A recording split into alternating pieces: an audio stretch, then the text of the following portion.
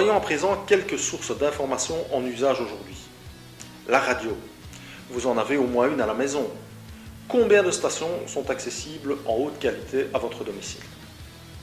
Sur Internet, c'est aujourd'hui plusieurs milliers de radios classées par thématique qui sont déjà gratuitement accessibles. La télévision. Par câble, satellite, TNT, même raisonnement sur Internet. Des centaines de chaînes sont disponibles dès aujourd'hui et sans redevance. Vous pourrez y associer en plus l'interactivité par le biais de sondages, de forums, d'avis des autres téléspectateurs. Vous pourrez y associer des achats en ligne. Tout ceci sur votre téléviseur. Votre journal quotidien. Oui, mais pourquoi ne pas l'agrémenter d'un moteur de recherche, d'une recherche aisée dans les archives, de sélectionner vos articles en écartant la pollution visuelle et de les visualiser finalement dans la taille que vous désirez. Le téléphone subira le même sort. La mobilité sera indétrônable. Même à la maison, le téléphone n'a plus de fil. Bientôt, il sera sur Internet.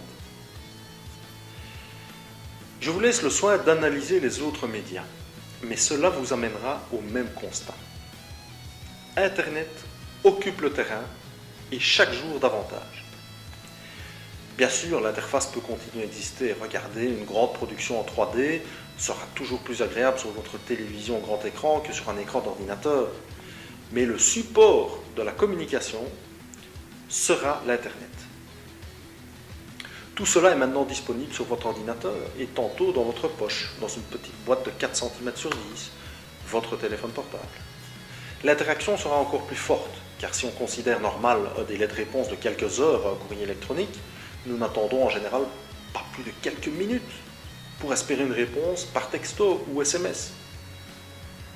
Allons encore plus loin avec la dématérialisation.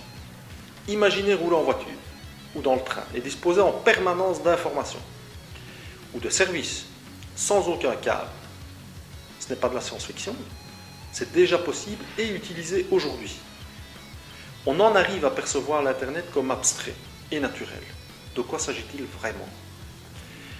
Nous avons connu quelque chose de similaire lors du passage du téléphone fixe au mobile.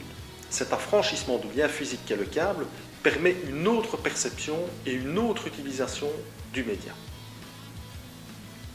Certains connaissent déjà le manque qui peut être associé à la privation de l'accès au réseau.